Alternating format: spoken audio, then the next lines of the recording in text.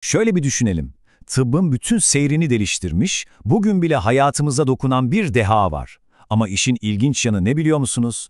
Adını neredeyse hiç duymadık.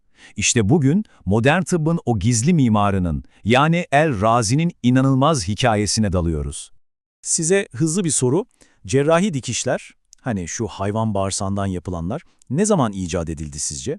Şöyle bir tahmin yürütün. 1800'ler mi, belki 1900'ler? Cevap sizi gerçekten çok şaşırtabilir. Çünkü tıp tarihindeki bu devrim sandığımızdan çok çok daha eski. Evet, doğru duydunuz. Bu devrimci adım modern çağda falan değil. Yüzyıllar öncesinde atıldı. Ve bu o dönemin akıl almaz tıbbi yeniliklerinden sadece bir tanesiydi. Peki ya enfeksiyonları önlemek için alkol kullanmak? Bu kulağa kesinlikle modern hastanelerin bir uygulaması gibi geliyor, değil mi? Ama bu fikirde köklerini yine aynı dahi zihinden alıyor.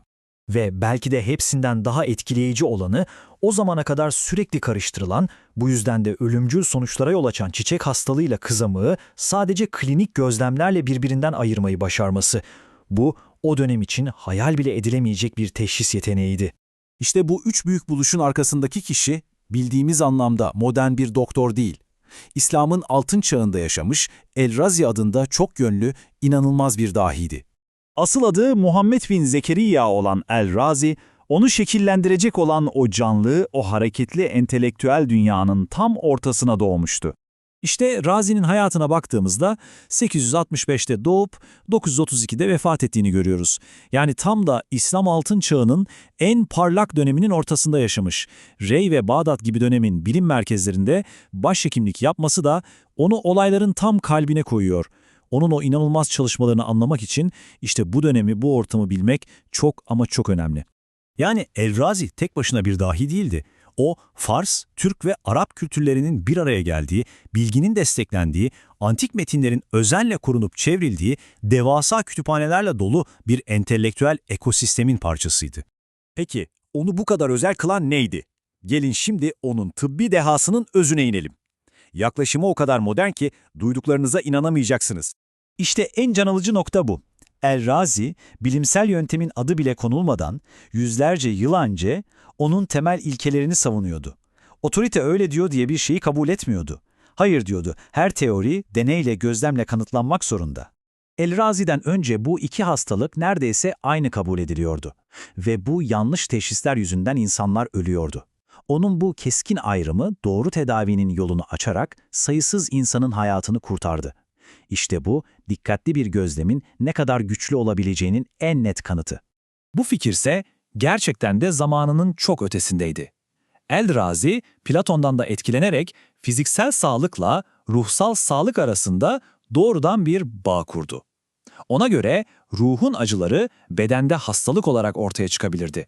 Yani aslında modern psikomatik tıbbın ve tıp etiğinin temellerini atıyordu. Ama sakın El-Razi'yi sadece bir doktor olarak düşünmeyin. O çok daha fazlasıydı. Gerçek bir polimattı. Şimdi hastane duvarlarının dışına çıkıp diğer çalışmalarına bir bakalım.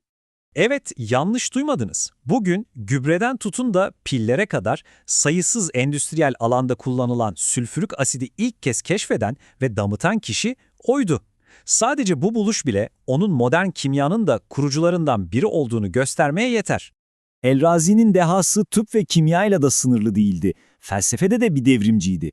Hani antik Yunan'da Thales'le başlayan ve İskenderiye Kütüphanesi'nin yakılmasıyla sönen o doğayı anlama meşalesi vardı ya, işte El-Razi o meşaleyi yeniden alevlendirdi. Bu, gelecekteki bütün bilimsel araştırmaların temelini atmak demekti. Ama ne yazık ki bu parlak ilerleme çağı çok şiddetli bir şekilde sona erdi. Hikayenin bu kısmı bilginin ne kadar değerli ama bir o kadar da kırılgan olduğunu bize çok acı bir şekilde gösteriyor.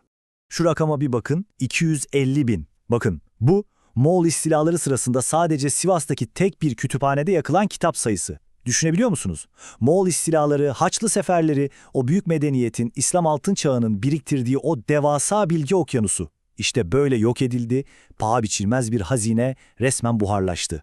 El-Razi'nin kişisel üretkenliği ise gerçekten akıl almaz. Hayatı boyunca tıp, kimya, felsefe gibi konularda 200'den fazla eser kaleme almış. Her biri o dönemin entelektüel zenginliğinin bir kanıtı gibiydi. Ve o 200'den fazla eserden Günümüze sadece 59 tanesi ulaşabildi. Geri kalanı o büyük yıkımlar sırasında sonsuza dek kayboldu. Bu sadece bir rakam değil, insanlığın ortak hafızasında açılmış devasa bir yaranın ifadesi. Ama hikaye burada bitmiyor.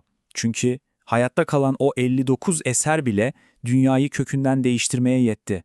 Gelin şimdi o kalıcı mirasa yakından bakalım.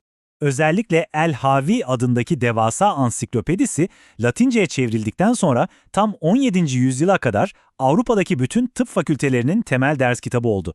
Hekimlik ahlakı üzerine yazdıkları ise bugün bile tıp etiğinin temelini oluşturan ilkelerle dolu. Bertrand Russell gibi önemli düşünürler de bunu söyler. El-Razi ve onun gibi bilim insanlarının eserleri Endülüs üzerinden Avrupa'ya ulaştığında aslında Avrupa Rönesansı'nı ateşleyen o büyük kıvılcımlardan biri oldu. Ve onun mirası bugün hala yaşıyor. Adını taşıyan enstitüler, doğum gününün tıp bayramı olarak kutlanması gibi gelenekler, bu büyük dehanın yüzyıllar öncesinden gelen ışığını günümüze taşımaya devam ediyor. Bu bölümü şöyle düşündürücü bir soruyla kapatalım. Elimize ulaşan sadece 59 kitabı bile dünyayı bu kadar değiştirdiyse, o kaybolan, yakılan, yok edilen 141 kitabın içinde neler vardı acaba?